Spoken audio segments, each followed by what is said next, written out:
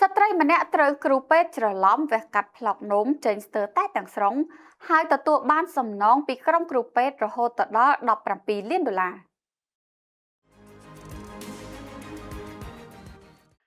គណៈវិនិច្ឆ័យអាមេរិកបានផ្ដល់ប្រាក់ឧបត្ថម្ភចំនួន$17 លានអាមេរិកដល់ស្ត្រីម្នាក់ដែលគ្រូពេទ្យបានវះកាត់ដកផ្លកនោមដែលមានសុខភាពល្អចេញស្ទើរតែទាំងស្រុង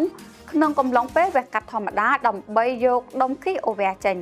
នៅថ្ងៃទី23 ខែកក្កដាគណៈវិនិច្ឆ័យដែលមានសមាជិក9នាក់នៅតុលាការជាន់ខ្ពស់នៃរដ្ឋ Maine នៃសហរដ្ឋអាមេរិកបានរកឃើញជាឯកច្ឆន្ទថាមន្ទីរពេទ្យ Northern Light Health និងមន្ទីរពេទ្យ Inland មានការធ្វេសប្រហែសក្នុងការថែទាំអ្នកជំងឺម្នាក់ដែលមានឈ្មោះថា Emily Mitchell មកពីតំបន់ Skowhegan នេះបើយោងតាមការចុះផ្សាយរបស់សារព័ត៌មានក្នុងស្រុកគណៈវិនិច្ឆ័យបានរកឃើញថាការធ្វេសប្រហែសរបស់ក្រុមគ្រូពេទ្យបណ្ដាលឲ្យអ្នកជំងឺមានរបួសអ្នកជំងឺដែលមានឈ្មោះថា Mitchell ត្រូវបានផ្ដល់ប្រាក់ឧបត្ថម្ភចំនួន$15.75 លានសម្រាប់របួសការឈឺចាប់និងការរងទុក្ខវេទនាព្រមទាំងការចំណាយវេជ្ជសាស្ត្រនាពេលអនាគតស្វាមីរបស់នាងឈ្មោះ Joshua Mitchell ត្រូវបានផ្ដល់ប្រាក់ឧបត្ថម្ភចំនួន$1.25 លានមេធាវីរបស់អ្នកជំងឺបាននិយាយថាការផ្ដល់សំណងនេះគឺជាសារក្រមកំហុសវិជ្ជាជីវៈវេជ្ជសាស្ត្រដ៏ធំបំផុតនៅក្នុងប្រវត្តិសាស្ត្រគួរបញ្ជាក់ថាកាលពីថ្ងៃទី1 ខែមិនិនាឆ្នាំ2023វេជ្ជបណ្ឌិតដែលមានឈ្មោះថា Daniel Gannon បានធ្វើការវះកាត់លើអ្នកជំងឺដែលមានអាយុ40ឆ្នាំនៅពេលនោះដើម្បីយកដុំគីសនៅលើអូវែខាងឆ្វេងនាងចេញប៉ុន្តែបន្ទាប់ពីការវះកាត់អ្នកជំងឺមានអាការៈឈឺចាប់ខ្លាំងហើមពោះនិងពិបាកបត់ជើងហើយនាងត្រូវបានផ្ទេរទៅកាន់មន្ទីរពេទ្យមួយផ្សេងទៀតប៉ុន្តែរោគសញ្ញារបស់នាងកាន់តែអាក្រក់ទៅ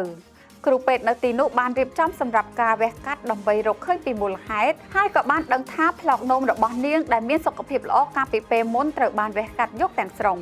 អ្នកជំងឺបានពឹងផ្អែកលើបំពង់ជំនួសផ្លកនោមអស់រយៈពេលជាង8 ខែដោយទទួលរងនឹងការឆ្លងមេរោគផ្លូវទឹកនោមដដែលការឆ្លងមេរោគតម្រងនោមនិងការវះកាត់ម្ដងហើយម្ដងទៀតជាង3 ឆ្នាំក្រោយមកនាងនៅតែទទួលរងនឹងការឆ្លងមេរោគផ្លូវទឹកនោមដដែលហើយត្រូវការថែទាំសុខភាពជាបន្តបន្ទាប់ក្រោយមកមន្ទីរពេទ្យ Inland បានបិទទ្វារនៅខែមិថុនាឆ្នាំ2025បន្ទាប់ពីខាត់បង់ទឹកប្រាក់ប្រមាណ$1.5 លានក្នុងមួយខែនេះបើយោងតាមសារព័ត៌មានក្នុងស្រុក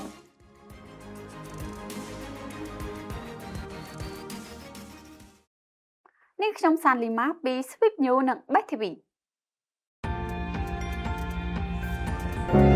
Jeep Montland ជឿជាក់ក្នុងការរស់នៅទឹកបរិសុទ្ធកម្ពុជាធ្វើឲ្យកាយនិងចិត្តស្រស់ថ្លា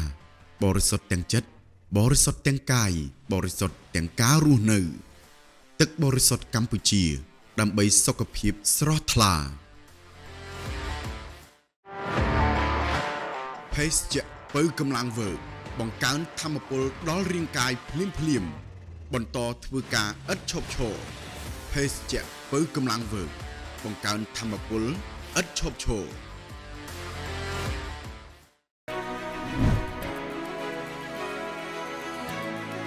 Sweep News and Best TV ព័ត៌មានក្នុងដៃអ្នកអ៊ីរ៉ង់បានបើកការវាយប្រហារដោយមីស៊ីលប៉ាឡេស្ទិកដ៏គួរឲ្យភ្ញាក់ផ្អើលមួយនៅលើមូលដ្ឋានទ័ពអាមេរិក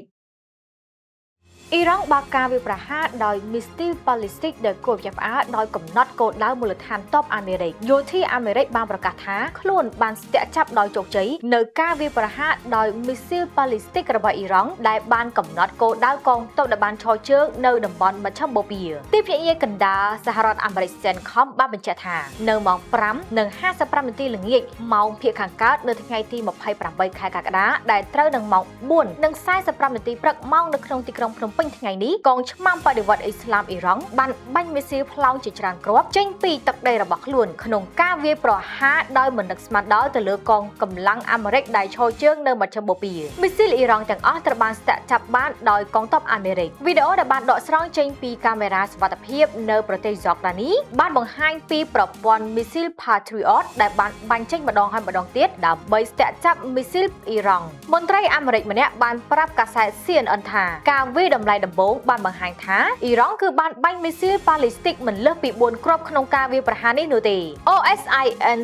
Technical ដែលជាគណនីប្រព័ន្ធផ្សព្វផ្សាយសង្គមដែលមានជំនាញខាងវិភាគចារកម្មប្រភពបើកចំហបានប៉ាន់ប្រមាណថាអ៊ីរ៉ង់បានបាញ់មីស៊ីលប៉ាឡេស្ទិកចំនួន5គ្រាប់ខណៈដែលមីស៊ីល Patriot យ៉ាងហោចណាស់ចំនួន10គ្រាប់ត្រូវបានប្រើប្រាស់ជាការឆ្លើយតបទីភ្នាក់ងារ CENTCOM ដែលជាទីភ្នាក់ងារទទួលខុសត្រូវចំពោះប្រតិបត្តិការយោធារបស់អាមេរិកនៅតំបន់មជ្ឈិមបូព៌ាបានបញ្ជាក់ថាកងកម្លាំងរបស់អាមេរិកនៅតែស្ថិតក្នុងការប្រុងប្រយ័ត្នខ្ពស់និងត្រៀមខ្លួនរួចជាស្រេចសម្រាប់ការប្រយុទ្ធប៉ុន្តែមិនបានបញ្ជាក់លម្អិតអំពីមូលដ្ឋានដែលត្រូវបានវាយប្រហារនោះទេខណៈមន្ត្រីអ៊ីរ៉ង់ក៏មិនបានធ្វើអត្ថាធិប្បាយទៅលើព័ត៌មាននេះនោះដែរហេតុការណ៍នេះគឺបានកាត់ឡើងប្រហែល1ថ្ងៃបន្ទាប់ពីប្រធានាធិបតី Donald Trump បានប្រកាសថាសហរដ្ឋអាមេរិកបានផ្អាកការវាយប្រហារតាមអាកាសប្រឆាំងនឹងអ៊ីរ៉ង់ដោយបន្ថែមថាទីក្រុងតេរ៉ង់ចង់បន្តការសន្ទនាជាមួយនឹងទីក្រុង Washington ប៉ុន្តែទោះជាយ៉ាងណាក៏ដោយអ្នកនាំពាក្យក្រសួងការបរទេសអ៊ីរ៉ង់លោក Esmail Banghei ក្រោយមកបានបដិសេធនឹងការអាងខាងលើនេះលោកបានលើកឡើងថាបច្ចុប្បន្ននេះយើងមិនមានការចរចា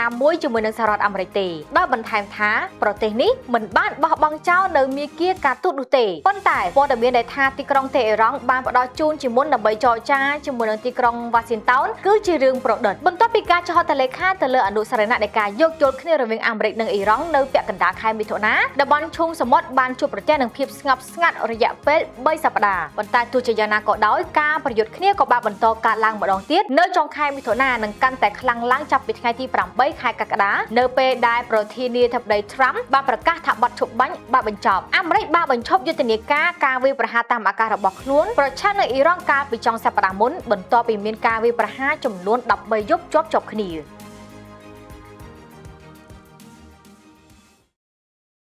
នាងខ្ញុំហៃសោភាពី Swift News និង Best TV បើកម្លាំងជាមួយបាកា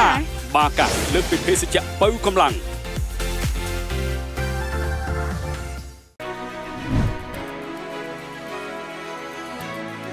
Swift News and Best TV ព័ត៌មានក្នុងដៃអ្នក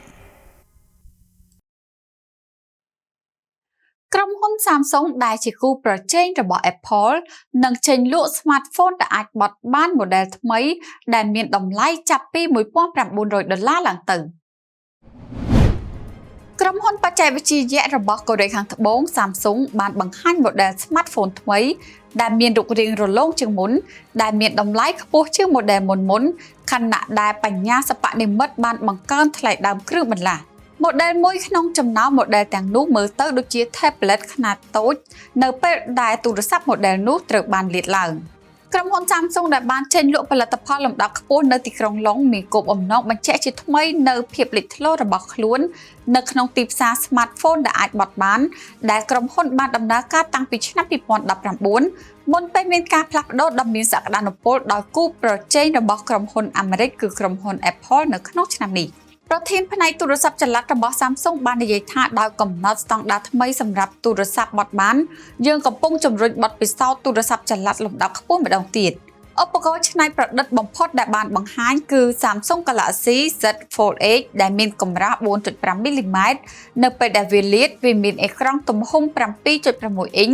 សមាមាត្រ 4.3 ដែលធ្វើឲ្យប្រសើរឡើងសម្រាប់ការមើលវីដេអូ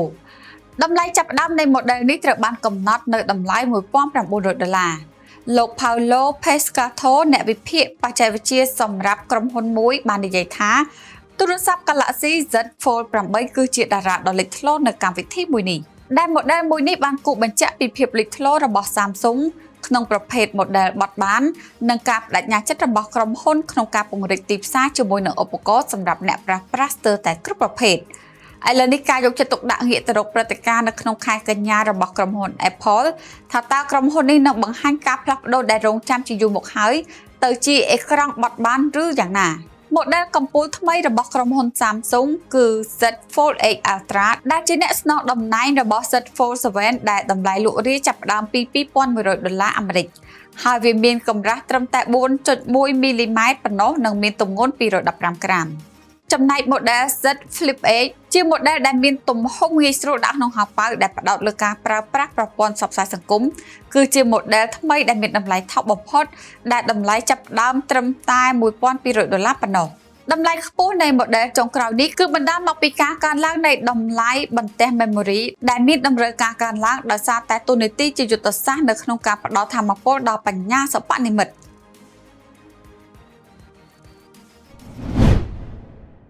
នេះខ្ញុំសានលីម៉ាពី Swift News និង Best TV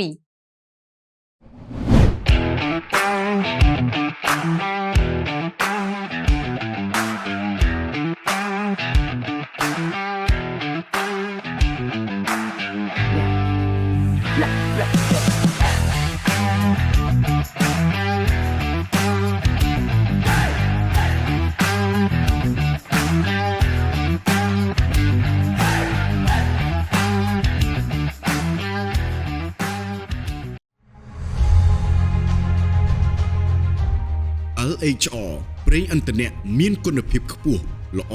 សម្រាប់យានយន្តលោកអ្នកក្រុមហ៊ុនថ្មម៉ាប៉ៃលិនមានថ្មម៉ាគ្រប់ប្រភេទគ្រប់ពណ៌ជាប់ធន់រឹងមាំសូមទំនាក់ទំនងទូរស័ព្ទលេខ012 545 492Swift News and Best TV ព័ត៌មានក្នុងដៃអ្នក